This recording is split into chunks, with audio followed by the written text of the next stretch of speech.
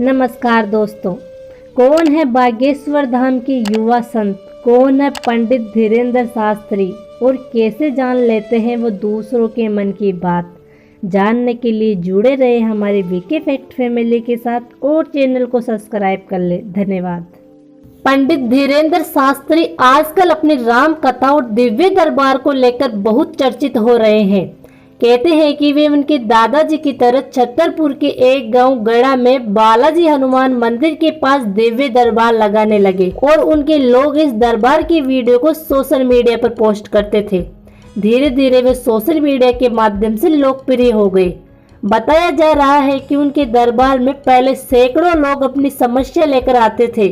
उन सैकड़ों लोगों में से पंडित धीरेंद्र शास्त्री जी किसी का भी नाम लेकर उन्हें बुलाते थे और वह व्यक्ति जब तक उनके पास पहुंचता तब तक शास्त्री जी एक पर्चे पर उस व्यक्ति के नाम पते सहित उसकी समस्या लिख देते और उसी में उसका समाधान भी लिख लेते थे। लोग आश्चर्य करने लगे कि ये व्यक्ति किस तरह दूर दूर से आए अनजान लोगों को उनके नाम से बुला लेते हैं और कहता है कि आओ तुम्हारी अर्जी लग गई है। धीरेंद्र शास्त्री जी यही नहीं बल्कि लोगों को ये भी बता देते हैं कि उनकी समस्या क्या है।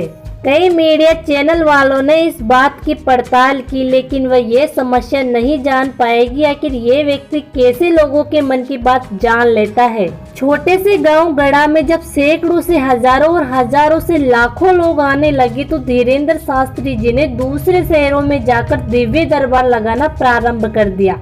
इस पर उनका कहना है कि लाखों लोगों का पर्चा बनाना संभव नहीं है, इसीलिए अब हम खुद ही लोगों के पास जाकर उनके शहर में दरबार लगा लेते हैं ताकि लोगों को सुविधा हो। हमारा ये दरबार निःशुल्क है। मंदिरों में या राम कथा में उन्हें जो भी पैसा मिलता है वह उन्हें गरीब की बेटियों की शिक्षा और शादी में खर्च करते हैं। पंडित धीरेंद्र कृष्ण शास्त्री जब धीरे धीरे लोकप्रिय होने लगे तो वे राम कथा भी कहने लगे। जगह जगह जाकर वे राम कथा कहते हैं और लोगों को हनुमान जी की भक्ति करने के लिए प्रेरित करते हैं। राम कथा के दौरान ही वे कुछ ऐसे भी बोल जाते हैं कि जिससे विवाद उत्पन्न हो जाता है।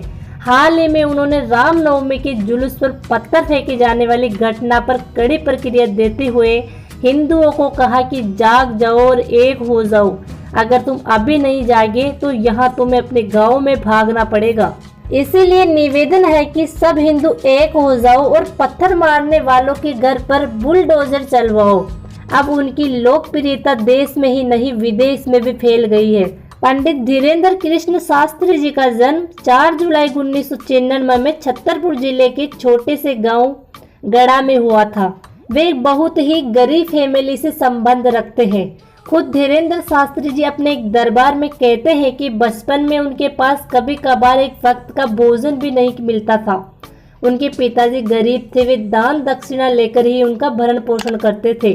एक दिन उन्होंने उनके पिताजी से कहा कि हम भी पढ़ना लिखना चाहते हैं, वृंदावन में जाकर कर्म कांड पढ़ना चाहते हैं। उनके पिताजी के पास उस वक्त 1000 रुपये नहीं थे। उन्होंने गांव में कई लोगों से उधार रुपए मांगे, लेकिन किसी ने उधार नहीं दिया क्योंकि सभी जानते थे कि ये चुका नहीं पाएगा। तब वह वृंदावन नहीं जा पाए। धीरेंद्र शास्त्री जी के पिता का नाम राम कृपाल गर्ग और माता का नाम सरोज गर्ग बताया जाता है। उनका एक छोटा भाई और एक बहन है। उनके दादाजी एक सिद्ध संत थे जिसका नाम भगवान दास गर्ग था। वह निर्मोही अखाड़े से जुड़े हुए थे। वह भी दरबार लगाते थे। पंडित धीरेंद्र शास्त्री जी अपने दादाजी को ही अपना गुरु मानते थे। 9 वर्ष की उम्र में ही वे हनुमान जी, बालाजी सरकार की भक्ति, सेवा, साधना और पूजा करने लगे थे। कहते हैं कि इसी साधना का उन पर ऐसा असर हुआ कि बालाजी की कृपा से उन्हें सिद्धियां प्राप्त हुई। छतरपुर के पास गड़ा में बागेश्वर धाम है जहाँ पर बालाजी हनुमान जी का मंदिर है। हनुमान जी के मंदिर के सामने ही उनके दादाजी की समाधि स्थल है।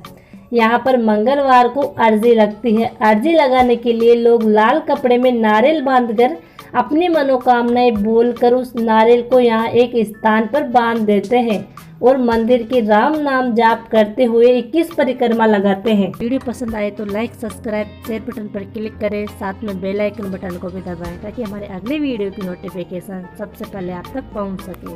धन्यवाद।